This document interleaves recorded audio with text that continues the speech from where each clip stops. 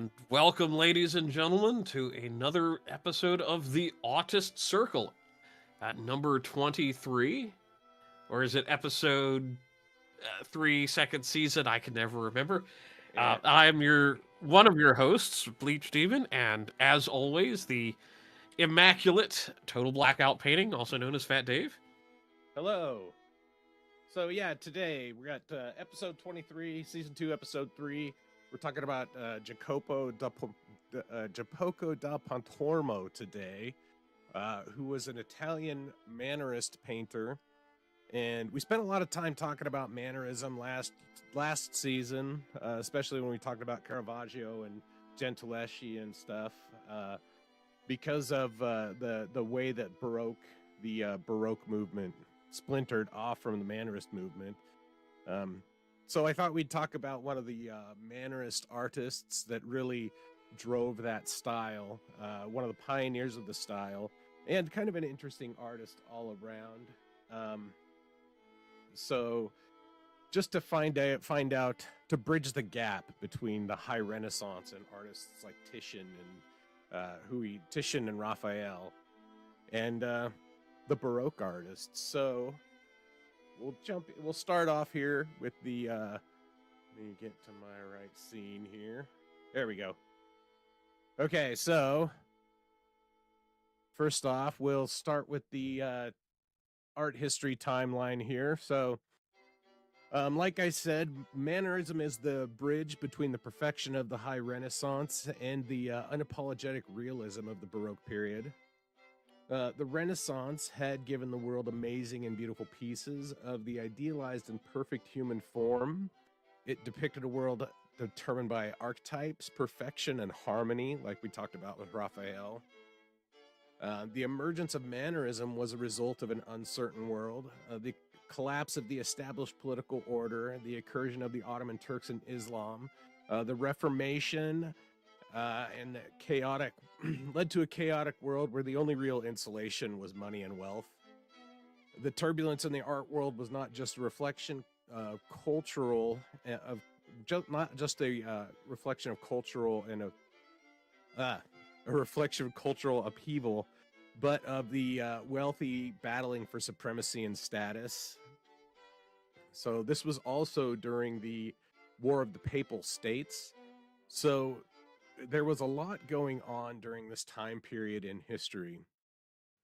So Pontormo's active career begins before the sack of Rome in 1527 and lasts until the Counter-Reformation era that eventually led to the Baroque movement.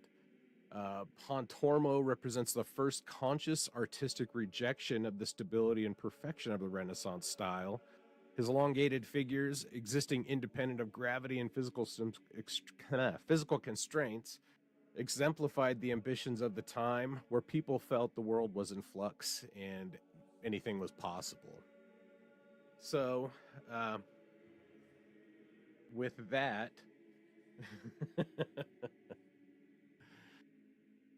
we'll hop over to the biography. So, Jacopo Carucci, also known as Jacopo da Pontormo, because they often named people after the cities where they lived. He was born in 1494 to Bartolome de Jacopo di Martino Carucci and Alessandra di Pasquale di Zanobi in the Italian city of Pontormo, near Empoli in central Italy. And his parents were not wealthy nobility, and his father died when he was 5, and his mother died when he was 10, leaving him an orphan at an early age, which he was placed into guardianship. And he was described as a young melancholic and lonely. And this unstable beginning really sets the stage for his future. I mean, I just can't understand being melancholic and an orphan at 10. Right, I know. I absolutely can't see that at all. Right? It's really such a rough start. Because he was, an orphan, but like orphans then were treated totally differently than they are now. I mean, it's never a good time to be an orphan, but being an orphan during the especially the War of the Papal States during that period had to be especially taxing. And he was a guardian. He was placed. He was kind of a ward of the state. As a teenager, he was sent to Florence to apprentice as a painter. And as we've discussed previously, you know, painting was a trade. It was not, you know, some froofy erudite bullshit. It was like hard work. So Painter's Workshop was not a soft place. It was a trade, and young Pontormo was set to grinding pigments, preparing panels, and copying works of masters and learning anatomy. And some of the pigments that they had to use now, there's an interesting channel. I think it's called Rebecca something, Art by Rebecca. I don't know. But she deals with a lot of toxic paints. So in order to get the pigments and stuff they needed to get then, it really required them to deal with a lot of toxic shit. I mean, lead was not an uncommon thing for them to use. And, you know, in light of that, it's really an amazing feat of Titian to have lived till 90. But the workshops were a hard place for kids to learn, and he was shuffled from workshop to workshop, which was unusual, and is generally seen because of his temperament, because he was kind of defiant and rebellious, which will play out in his expression later. But he worked on a lot of workshops because he worked with Leonardo da Vinci briefly, Mariotto Albertinelli, Piero de Cosimo, before eventually landing at the workshop of Andrea del Sarto, who would be his final master.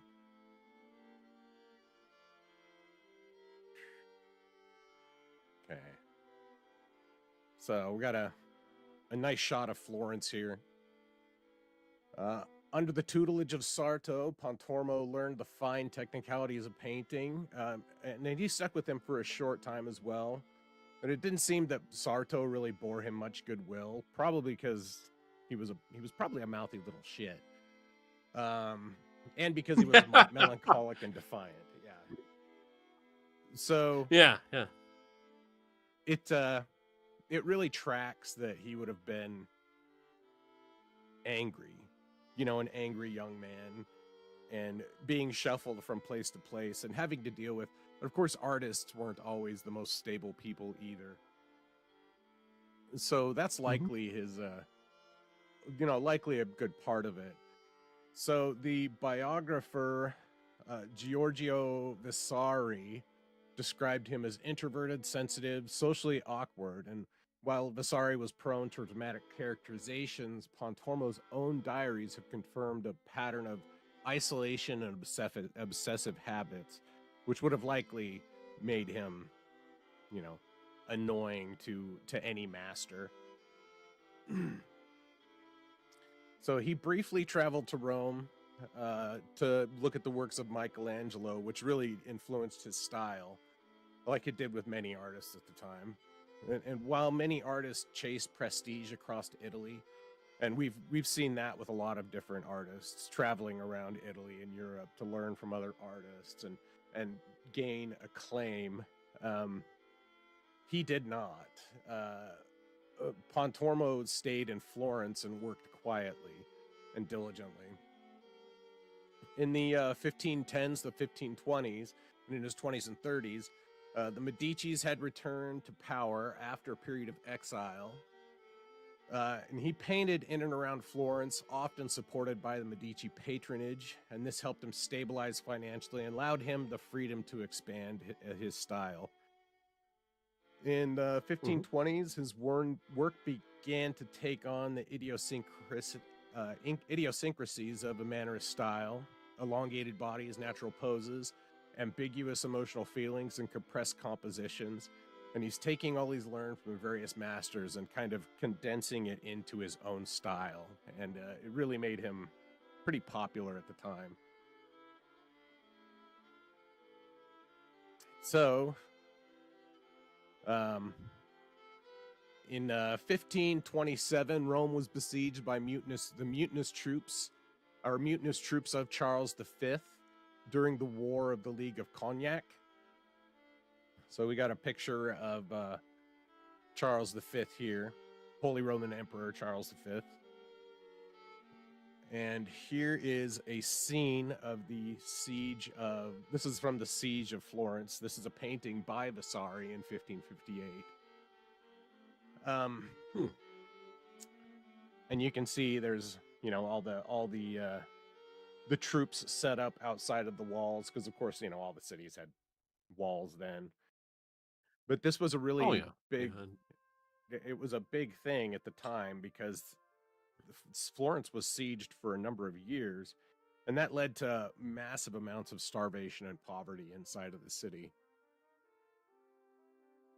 So in 1529 to 1530, Florentine rebels fought against the Medici rule and attempts to restore the Republic. And this lasted until after the Congress of Bologna, and Medici Pope Clement VII. Get over to find my mouse here. There we are. Pope Clement VII, who's this gentleman here. He was one of the popes that was friendly with the Medicis. And Charles V agreed to restore the city to Medici rule.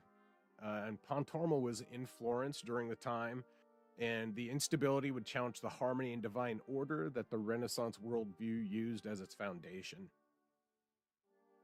And this phase really marks the emergence of the Mannerist art, as Mannerism as a movement. And he becomes one of the most influential Mannerist artists. After the siege end, Pontormo is no longer a rising artist, but he's an established talent, and he's one of the most polished and aristocratic Mannerist painters in Florence. And while other artists at the time thrive on court culture, Pontormo really withdrew from it and became a bit hermetic. He hated visitors. He didn't hang out at the I can courts. understand that. Yeah. And he was really he really comes off as very neurotic when you look into him. And the Vasari, of course, didn't have those words, or Vasari didn't have those words at the time, but that's kind of the perfect description of him now, is neurotic. As he moves later into the 1530s, he becomes more withdrawn, and he keeps a diary where he obsessively details his diet, digestion and minor illnesses, every minor ache and discomfort, and even who he avoids seeing. So he has lists of, like, today I told this guy to fuck off. He also kept, like, it was really, and this is why I say it was neurotic, because he would keep a diary of how he digested food, which I'm sure meant inspecting his own poop, which is weird, you know. Yeah, but he was a weird dude. I can kind of imagine it now. It's like, so I had this potato soup. Well, not potato soup, but this soup, and it gave me a loose stool. So I will only be eating it on Tuesdays of every month. Yeah, it does seem very much like that. And then also, like, oh, I woke up today and my hip hurt, or my arm hurt when I slept funny, something like that, you know, which I'm sure became more and more frequent as he got older, like it does with us. You know, like you were saying, you hurt your back picking up a fucking a suitcase the other day. I hurt my back sleeping the other day. Yep. So I am not writing that down in the diary where it's like, yes, I crippled myself for 2 days by picking up a suitcase. I guess I'm not going to be a famous artist. Damn. Right. So one of the claims Vasari said in his biography was that he even had a staircase built into his rooms that he could fucking retract to just keep people from bothering him, keep visitors. So he's like basically rolling up the stairs so that nobody can even come knock on his fucking door at night, which I think is hilarious. And I was listening to, I didn't write Okay, it down here. so But far this guy's one of my favorite artists. yeah, he seems incredibly relatable.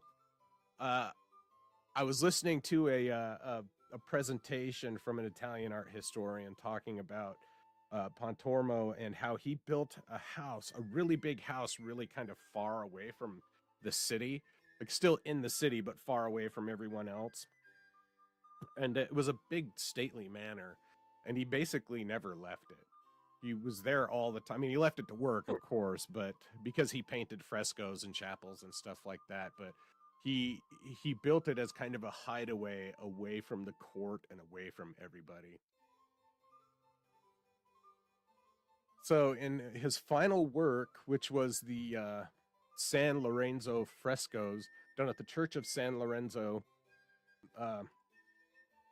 which have since been destroyed, his work culminates in figures in strange poses and complex positions and ambiguous theological layering.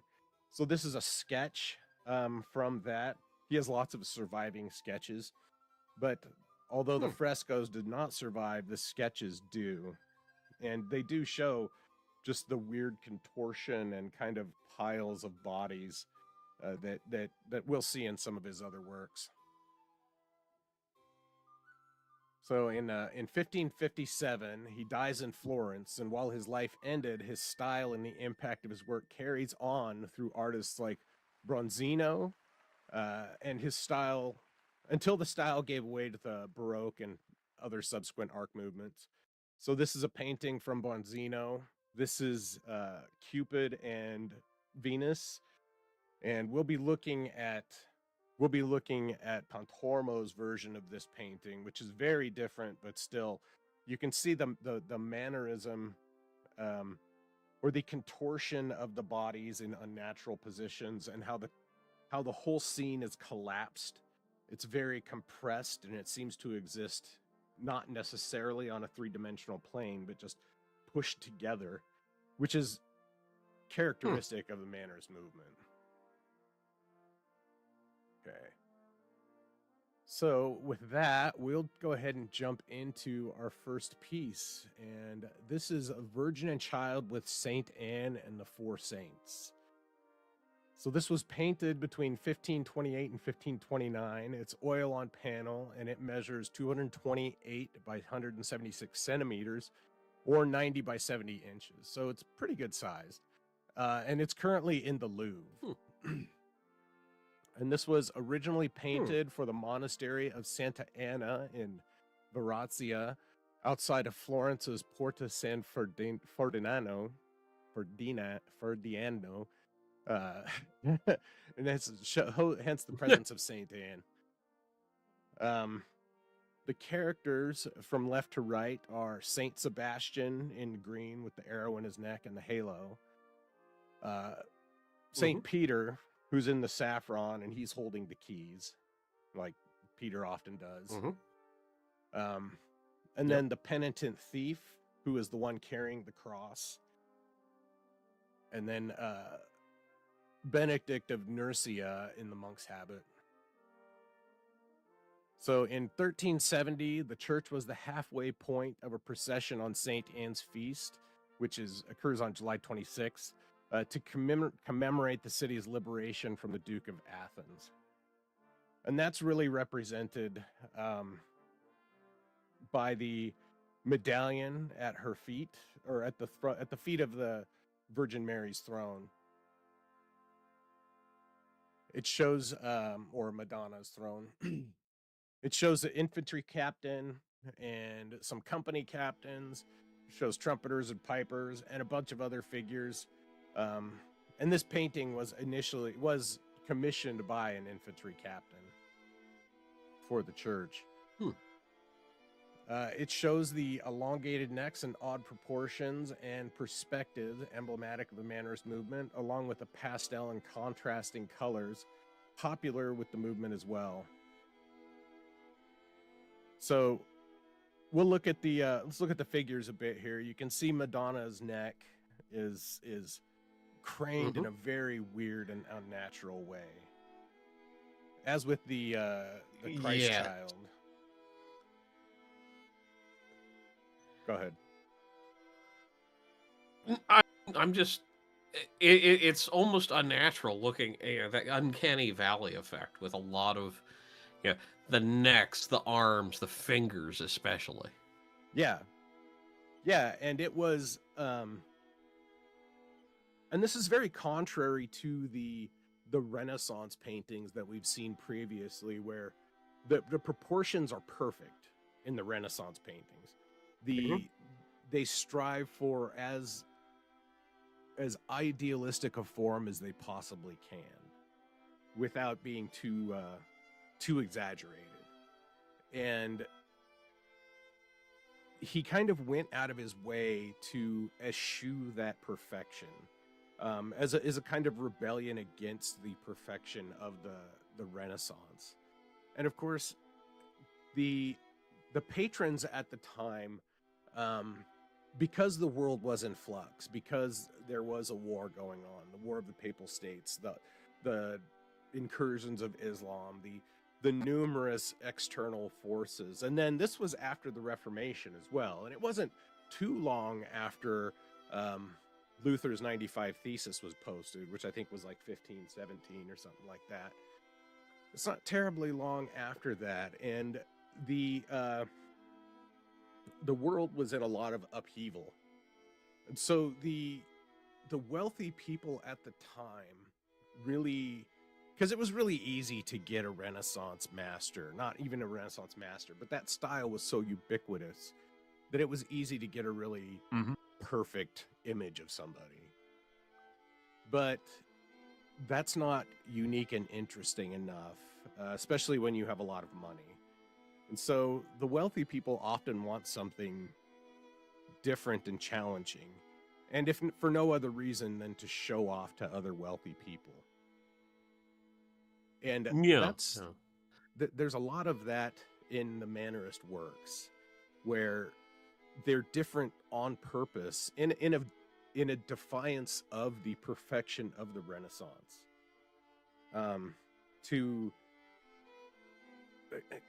It's kind of almost avant-garde, right? Which, I was starting to make those, that presumption just looking at it.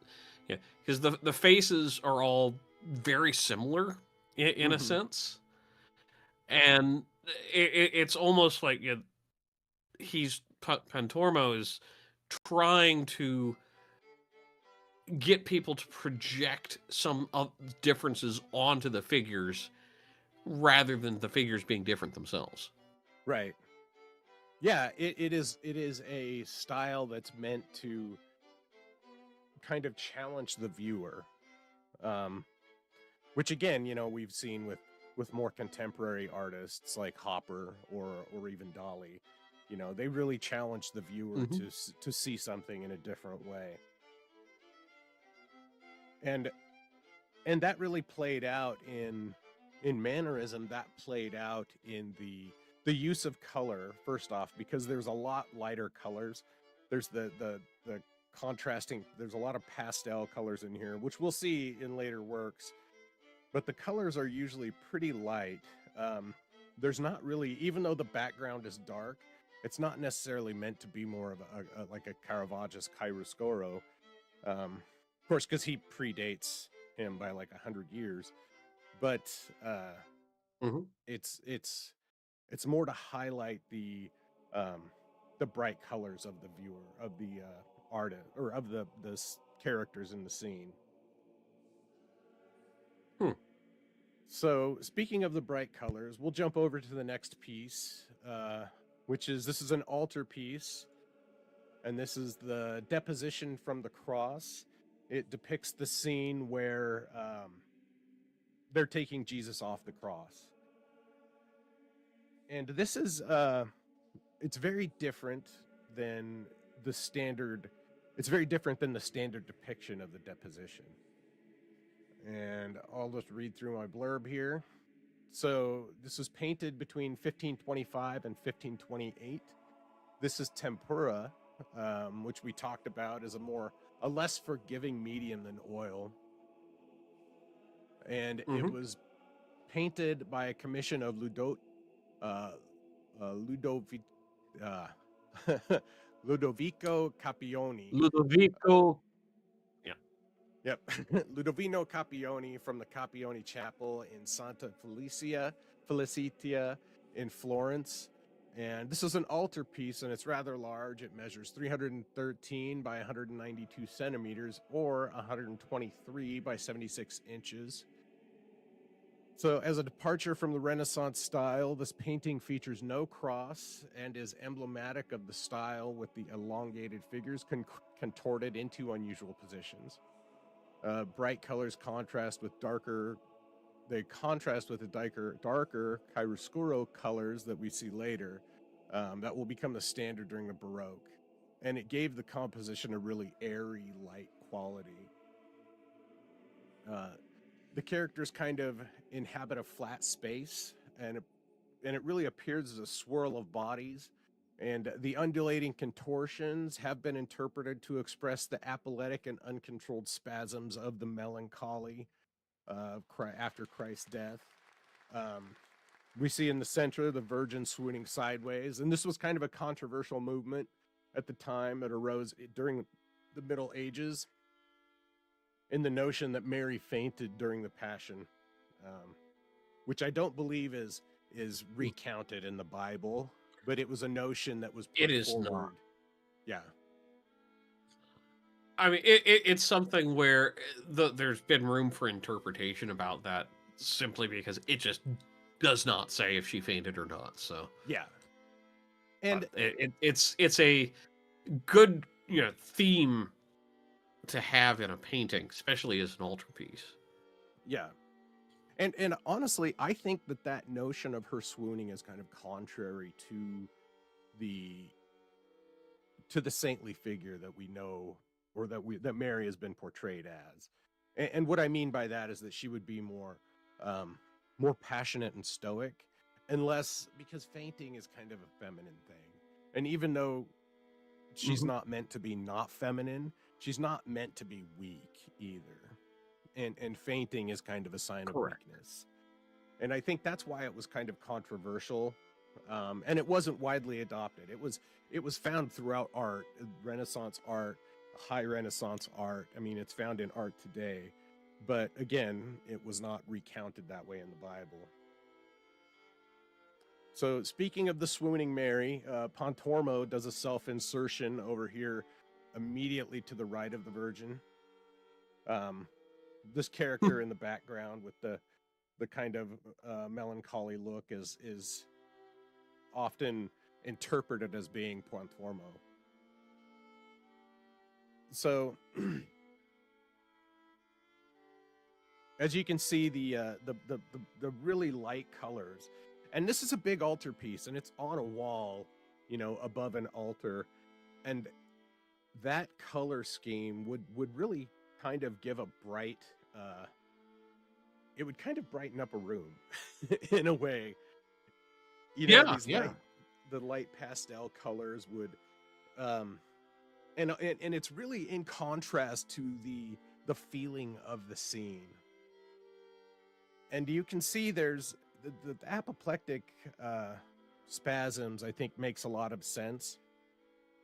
And just because of the way you see all the people kind of acting hysterical, and especially if Mary is swooning and fainting, that's, pretty symbolic of apoplexy. There's two faces, I think, in here that portray the most emotion, though, and that's the little guy that's holding Jesus. There's a lot of emotion in that face. It looks very distraught, and then the guy holding his legs as well. He has an incredible amount of emotion in his eyes.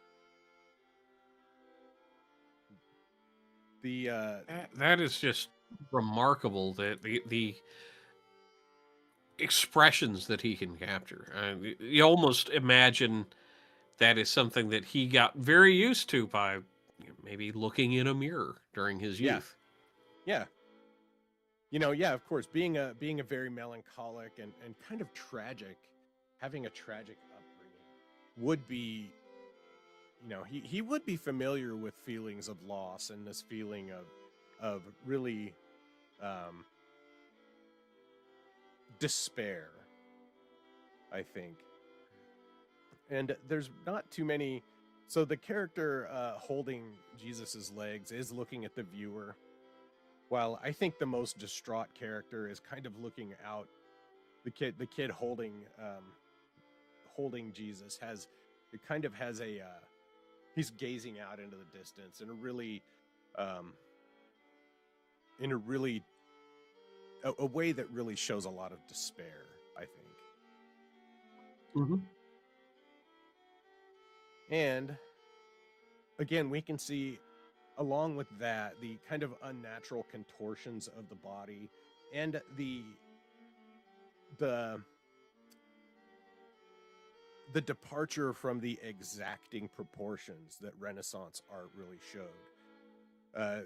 Jesus's body is twisted in a really kind of odd fashion, and the arms and the torso are not proportionate at all. And that kind of goes with a lot of these people. Of course, the necks being so long and the bodies being stretched so far is kind of, it gives a really weird anatomical feel, which was Something I'm going to throw in now, although I considered saving it for later.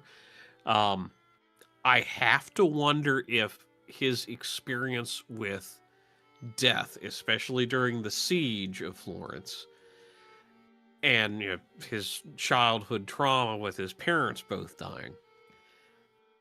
When you see a corpse, it does have that uncanny valley look, that elongated neck. Even as someone with a short neck in life, when they're dead, they will have that weird elongation. And I just wonder if that's something that he unintentionally or intentionally incorporated into his art. that's a very good point. Um, because you're right, during the siege of Florence, thousands of people died. But of course it was the Middle Ages. There were a lot of people that died from disease and plague outside of just being starved to death during a fucking siege. So, Yeah. But you don't always see piles of corpses, and that's almost the thing I'm getting from a lot of this is human bodies just piled up. yeah, I'm certain he did I'm certain he did see that. And of course they did learn a lot of their anatomy from corpses too. They studied corpses and Mhm. dead bodies, and there would have been no shortage of dead bodies to study during this period of time as well. So this was slightly before the siege. And so we'll move into the next piece, which is painted during the siege. And this is it's very different very different, and it's portrait of a halberdier. Painted in 1529 to 1530. And this has also been posited to have been painted much later, at 1537. But scholars can't really decide. And so we're going to stick with the 1529 to 1530 because it makes a better narrative. So this was originally oil on panel, and it was later transferred to canvas. And this is currently residing in the Getty Museum in LA. And this is again not a giant painting, but a pretty standard size one. It's 92 centimeters by 72 centimeters, or 36 by 28 inches. So this subject is believed to be either Francesco Guardi, a young soldier of the Florentine Republic during the siege of Florence, or a young Cosimo I Medici, after his first victory in 1537 during the Battle of Montenuolo. However, the provenance of the painting makes it more likely to be the earlier one. And Vasari has there's notes from Vasari about a portrait of a portrait in one of his books, and so this tracks with that. So this was painted during the siege, and it shows the young defender of a dying republic. So he was part of the defense trying to hold off the invading forces. The kid's he's incredibly young, and he looks barely more than adolescent. And his stance is theatrical, with his hips turned and his torso twisted. And the standards of Renaissance portraiture was really to display the person with an air of authority. While this shows tension and the gaze is steady, but his face appears to be indifferent, if a little not uncertain. So as a young guardsman who's tasked with maintaining the Republic, there would be an incredible amount of pressure on a kid like this. But then also the fact that he is a kid, I think puts a really fine point on how important the defense was and how pressing the siege was. Mm-hmm. Because, they're not going to recruit children if they don't have to. Yeah, and yes, you'll always get the 12-year-old who wants to go to war because it's an adventure trope. But that is clearly not someone who's going to sit for a portrait. No. And of course, this shows the elongated proportions that are typical of Pontormo's work and the Mannerist style. The kid's neck is really long, his face is really long, which I think adds to the soft, not just the softness, but the kind of tension of his gaze. It adds to the uncertainty of his look, because he does not have a super confident look on his face. He looks a little uncertain. I think is the best way to put it. And yeah, the proportions are weird because you see how big his hands are, which they're somewhat out of proportion. He's got like those Warwick Davis hands. He's got really big hands. And of course, this is a traditional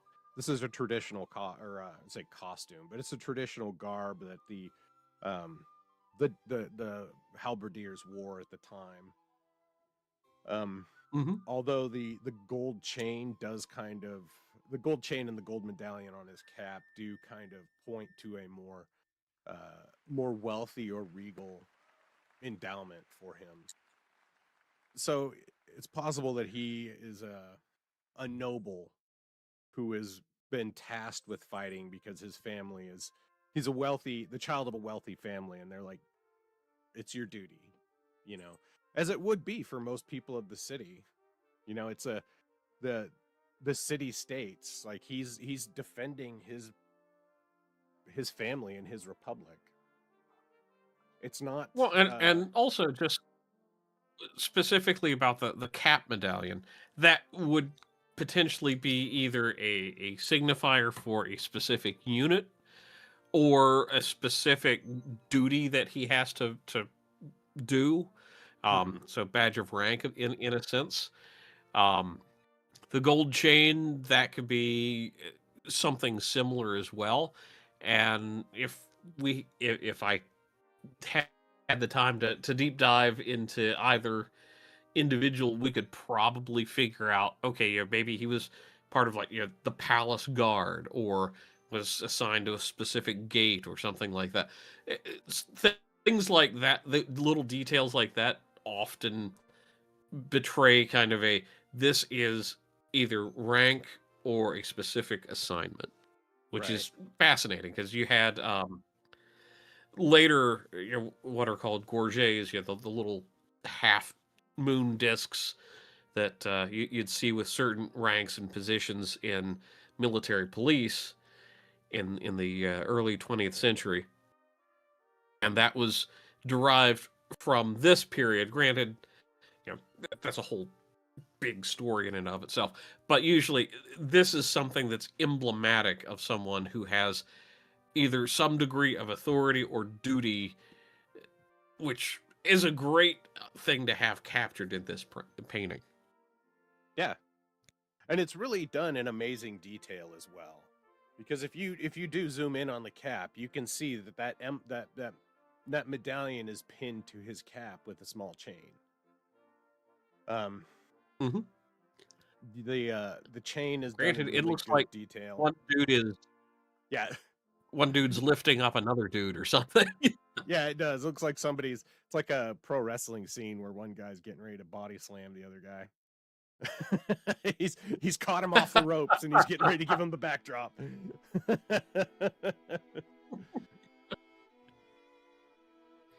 But I think that it shows that Pontormo had a great deal of talent, and that his departure from that Renaissance style was not because of a lack of talent. It was a direct choice, because he obviously had the skill to render things in great detail and in great realistic detail as well. Mm-hmm.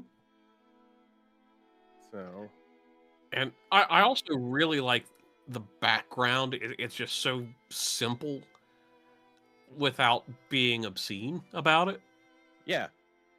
yeah, it is nice and muted, and it does not distract from the subject in front of it. And I can see how this kind of like that muted background, which is again another departure from the Renaissance paintings, because in so many of the Renaissance paintings, the background, especially things like St. George and the Dragon, like the background is incredibly detailed. It has a lot of the trees and blah blah blah. The landscape doesn't need to be as ornate as he made it, but he put a lot of detail into it, and we saw that with a lot of Titian's works too. So with that, we're going to jump from this portrait into something that's more emblematic of the time, or emblematic of the style, I should say. And this is the 10,000 Martyrs. This is oil on panel, painted between 1529 and 1530, painted for the monks of Florence's Spendale degli Innocenti, and is currently in the Galleria Palentina in Florence. It's not very large. It measures 65 by 23 or by 70, 65 by 73 centimeters, or 25 and a half by 28.7 inches. It depicts the 10,000 Roman soldiers that converted to Christianity and were subsequently executed en masse, often depicted as being crucified on Mount Ararat. The foreground character is believed to be Saint Arasius, who was the commander of the soldiers. In the crowd, it's a really crowded composition. It shows bodies on bodies, and there's no real spacing, and the typical grandiose Renaissance scenery is absent. The scale does not appear to be epic, kind of like with Titian's Bacchus and Ariadne or the Sistine Chapel. Both of those had really grand proportions and grand scale. The specifically Bacchus and Ariadne, it had really detailed backgrounds that told a big part of the story. With the Theseus's ship going away, and then the procession behind. It gives kind of a more grand scale, as to where this is really compressed. Like, this is happening in a really confined space from what this looks like. So there's several different scenes compressed into a single tableau, and this really highlights Pontormo's mastery of the human form. The crucified soldiers in the top show the stretched proportions typical of Mannerism, and the contorted forms in the left highlight the unnatural positions that we see a lot of in his work. And there's not really a wide open sky, but the sky is visible, and it's clouded and gray and really crowded in as well. But despite the crowded composition, there's not a ton of darkness, and the colors are still light, even though they are pretty muted. This is really, it was Pontormo's study of the male form, and it highlights his ability to capture bodies in serpentine and distinct poses. And this was another work painted during the Siege of Florence, and it's believed to be a reflection of the tension and suffering happening in the city at the time. As thousands of people were dying due to famine and disease, starvation, Pontormo would have been exposed to, well, I mean, everybody in Florence would have been exposed to massive amounts of death, massive amounts of bodies, like we talked about previously. His exposure to the dead and death would have been pretty broad, and it would have given him, ample opportunity to study the human form and to study the way that, if you're going to pile bodies up, they're not going to land in natural positions, right? Limbs are going to twist in weird ways. Bodies are going to twist in weird ways. And you can kind of see a lot of that reflected here. See, the man at the beginning in the front, the saint, has a very stoic look on his face. And there's a whole lot going on. And it is a really crowded, I mean, it's really crowded, and it seems like there's not a ton of depth to it, even though there is. The proportions are off. It seems like the proportion should have more depth to it. Like as looking at it, it's like, the figures that are supposed to be on Mount Ararat are larger than kind of the figures in the midground that are being herded around by the man with the flag. Yeah. It's just it's a little optically elusive at that. Yeah, a lot, and that's a good way to put it. It's very, it is optically elusive in that it really, you try to get a sense of the proportion and the position of people, but you don't get a good sense of it because the proportions are all fucking weird. I mean, even the people in the back under the cherubs, look at how big the cherubs are. They're not generally portrayed that large, but they seem huge in comparison to the people on the ground. They don't even seem like cherubs, even though they're painted like cherubs.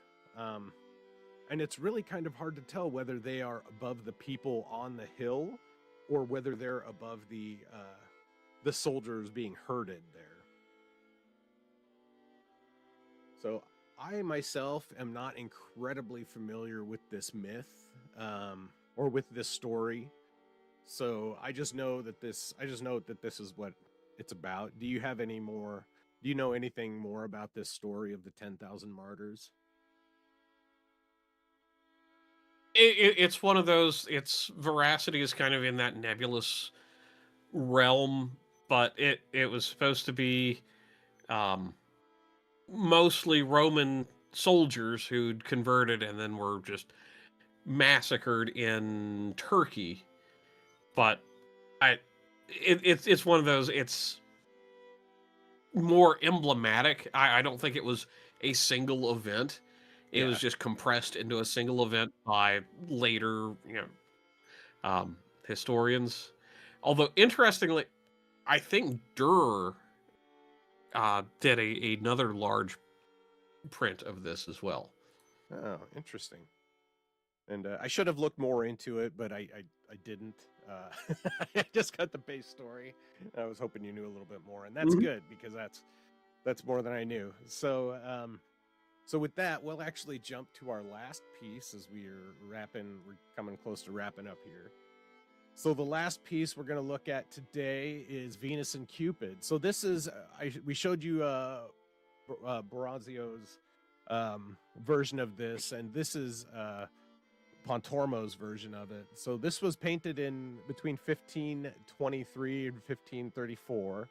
This is an oil on panel, and it's based on a lost cartoon by Michelangelo. So the cartoons were just drawings, and there's a lot of background to that, and maybe we'll cover that at a different time of what the cartoons are, because Pontormo did a lot of cartoons, which is, it's different than what we know a cartoon to be today. So this is currently in the Galleria dell'Accademia in Florence. It measures 128 by 194 centimeters, or 50 by 76 inches. This was once owned by Alessandro de' Medici in its early life, where it was censored to cover Venus's nudity. And it depicts the goddess Venus with her son Cupid. And it is renowned for its renowned for its depiction of sensuality. And while Venus's anatomy appears stretched, it's really Cupid's body that's comported in the most severe way, which is another thing we saw in the other version. His arm and hip are twisted in a really inhuman manner. And while Renaissance aimed for ideal proportion, this purposefully eschews that. It goes out of its way to distort the form of the figures. So the relationship between mother and son is ambiguous. The embrace doesn't seem maternal, but you don't know if it's really possessive or erotic or both. And the faces are really restrained and cool. Not like cool, man, but like cold. They're very kind of stoic in a way, where there's no real overt passion and there's not a lot of emotional register on them. And again, there's no atmospheric depth. The scene is crowded and compressed. The landscape does not expand and widen the story, as with Bacchus and Ariadne or St. George and the Dragon. The subject occupy a shallow and intimate plane right immediate to the viewer. And then the masks over on the right-hand side are an interesting part too. They're symbolic of the theatricality of the scene, showing deception and illusion, and alluding to love and intimacy being a performance, likely a reflection of Pontormo's views of relationships. And the masks hanging off of the bow symbolizes the dangerous and performative nature of love and relationships. That love can hurt you and love can damage you.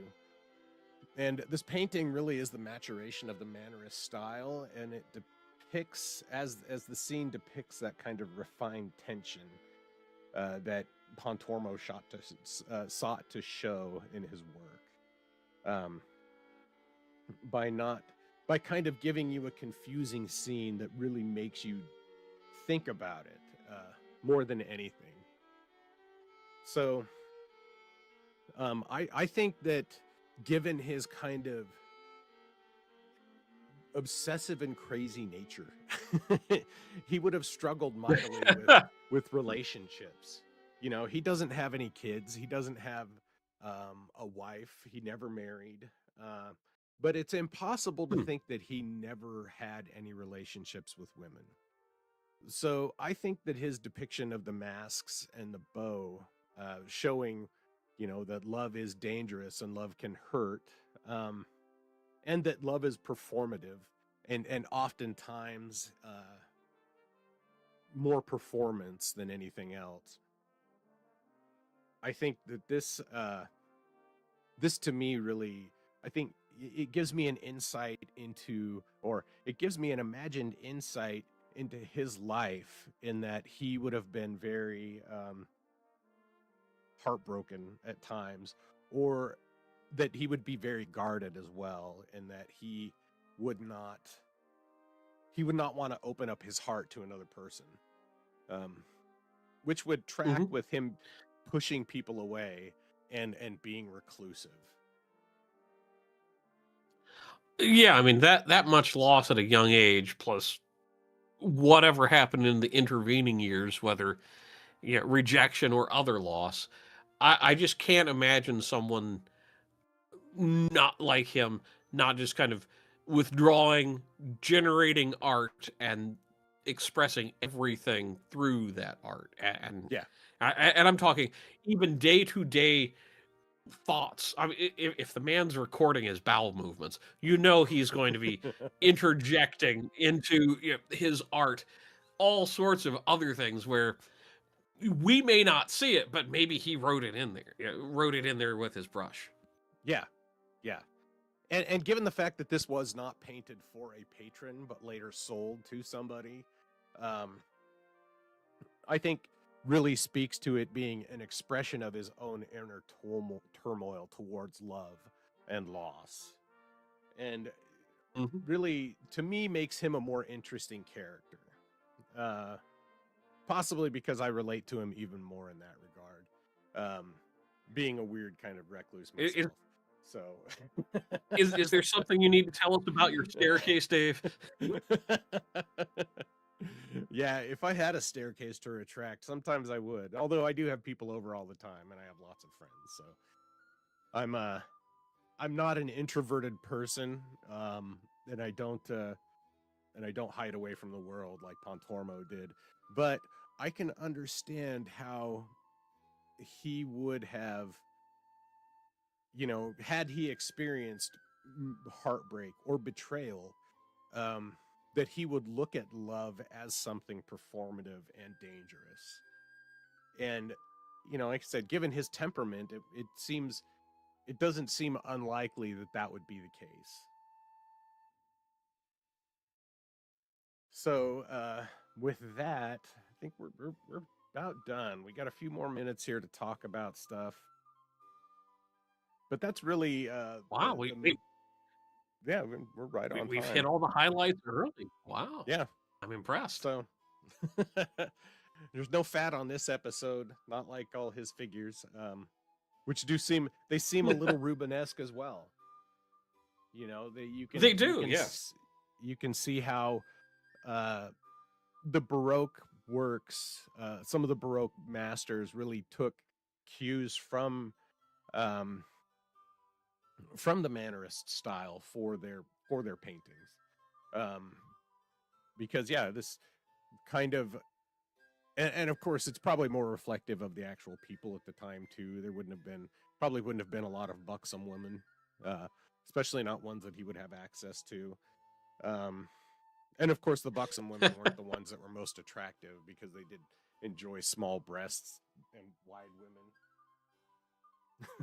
Yeah, that is a like, oh look, that beauty standard of every generation changes. So this is definitely like, to compare it to something more modern, like the flapper era.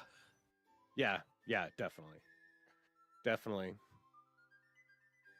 And so with that, let me see who we got coming up next. Next week, we will be talking about. Let me find my list. Next week, we are talking about Anthony van Dyck, the Dutch Baroque master, who is I consider him. He's like one of the big three Dutch masters. We already talked about Rubens, and we talk about Jordaens, and Van Dyck really rounds out that trio. He's contemporary to him, and he was an amazing Baroque artist. And I think we'll be able to use this. We'll be able to see more now that we've actually talked about Mannerism and talked about that shift from the Renaissance perfection to the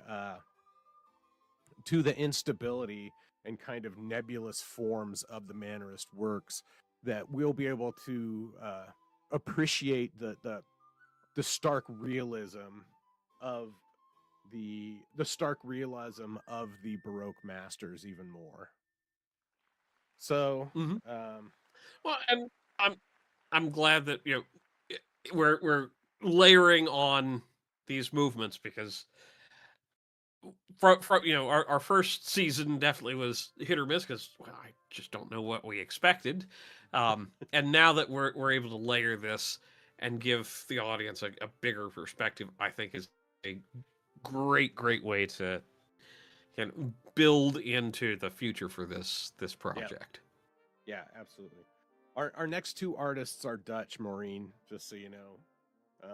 We're gonna be tramping around your hometown for that. So with that, I think we're at our hour, and so we'll go ahead and wrap up. I would like to thank everybody for coming out. I thank you for making the time for this, Bleach. I really do appreciate your input and your opinion on this, and I appreciate working with you. You're a good dude. So I appreciate that. Yeah, it's been an amazing project. I'm glad we started this all on a whim. yeah, it was just for shits and giggles. And so with that, we'll go ahead and close out. So we'll see you all next week, folks. Have a wonderful week. Indeed.